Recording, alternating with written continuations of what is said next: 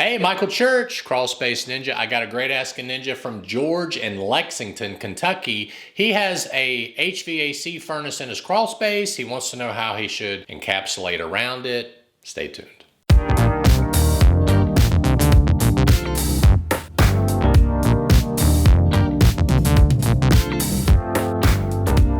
Okay, so if you're new to Crawl Space Ninja, we talk about everything related to crawl spaces, mold remediation, indoor air quality, so we hope you'll subscribe to our channel, ring that notifications bell, and also like us on Facebook. Okay, so I was going to read this to you. This is again from George in Lexington, Kentucky.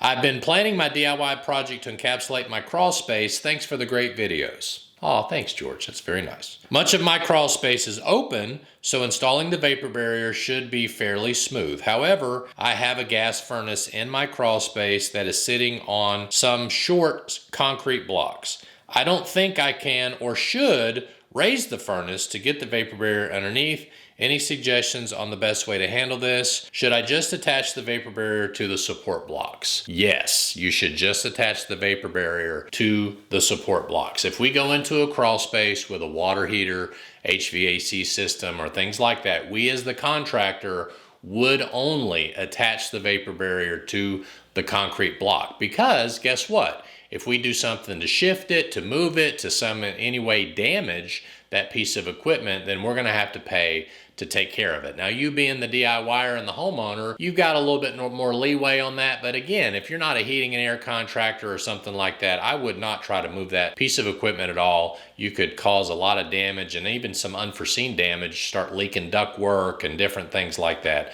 So just attach it and be done with it. So that would be what I would recommend to do. And another question that we get about heating and air, especially a gas furnace, is do I need to do some type of special ventilation with gas furnaces if you're going to encapsulate the crawl space? Most gas furnaces already have the exhaust pipe installed. If you think about it, they put gas furnaces in garages and in your living space and all that. So typically, whenever your heating and air contractor installed the gas furnace, they've already made it to code to where the exhaust will be piped out of the house, whether the crawl space is encapsulated or not. That should not be an issue, but for safety's sake, I would always have a heating and air contractor check it out before encapsulating. My name is Michael Church with Crawl Space Ninja. Hope that helps you down or up in Lexington, Kentucky. Hope you make it a happy and blessed day, and we'll see you later.